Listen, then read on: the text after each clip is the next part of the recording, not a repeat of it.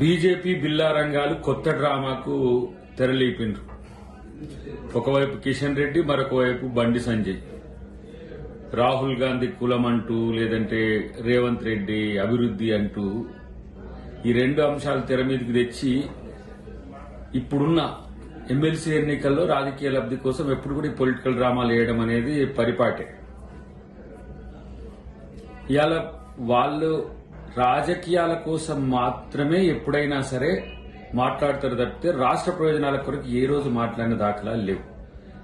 వీళ్ళని ఢిల్లీలో డైరెక్టర్లు ఎవరు లేరు, తెలంగాణలో వస్తారు. ఇక పరమానంద శిష్యుల్లాగా ఓ కయ్య మొత్తుకుంటా ఉంటారు. ఒక్క రూపాయి మీ వల్ల ఏమైనా లాభం ఉన్నది నాయన మీకు ఈ రాష్ట్రానికి సంబంధించి?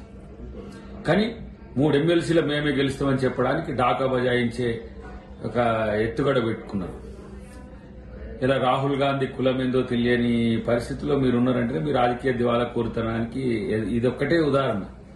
రెండవది, రేవంత్ రెడ్డి అసలు అభివృద్ధి చేస్తలేడు, మాటలు చెప్తున్నాడనే రెండవ మాట. కిషన్ రెడ్డి కేసీఆర్ మైమర్పించేలా మాట్లాడుతున్న తీరు మనం గమనించాల్సిన అవసరం ఉంది. ఇవన్నీ కూడా ఎన్నికల వేషగాళ్ళు. ఇద్దరు రాష్ట్రానికి 2 మంత్రులు ఉండి ఏమాత్రం పనికిరాని మంత్రులుగా ఉన్నారు. కనీసం ఈ దేశం కొరకు త్యాగం చేసిన నెహ్రూ కుటుంబం మీద బురద జల్లి అవమానపరిచే విధంగా, కించపరిచే విధంగా మాట్లాడితే ఈరోజు మిమ్మల్ని ఎవరు క్షమిస్తారనుకుంటున్నారు?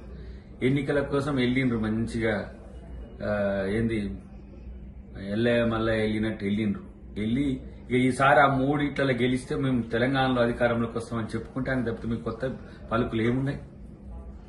ఇలా గద్దర్ని మాట్లాడినప్పుడు గద్దర్ మీద ఆయన నక్సలైట్ అంటాడు బండి సంజయ్, గద్దర్కి ఎట్లు ఇస్తామంటాడు.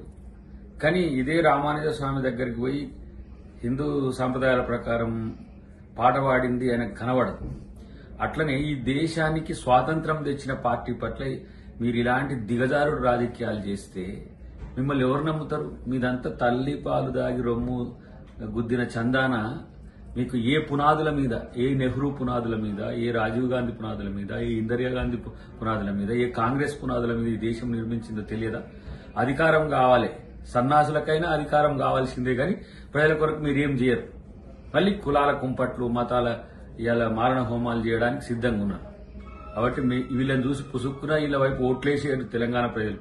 వీళ్ళతో వచ్చేది లేదు, సచ్చేది లేదు. వీళ్ళ పార్టీ రేపు భూస్థాపితమయ్యే స్థితిలో ఉంది. అది గుర్తుపెట్టుకోరు తెలంగాణ ప్రజలను. వీళ్ళని చూసి మోసపోకండి అని చెప్పి తెలియజేస్తారు. ప్రపంచంలో ఏ మూల ఏ క్షణం ఏం జరుగుతుందో వేగంగా తెలుసుకోవడానికి తొలి వెలుగు వాట్సాప్ ఛానల్ ని ఫాలో చేయండి.